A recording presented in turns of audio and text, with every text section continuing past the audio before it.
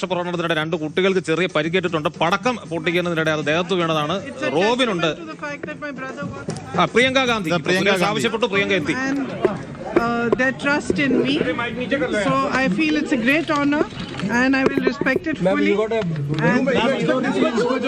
You expect this much majority, ma'am?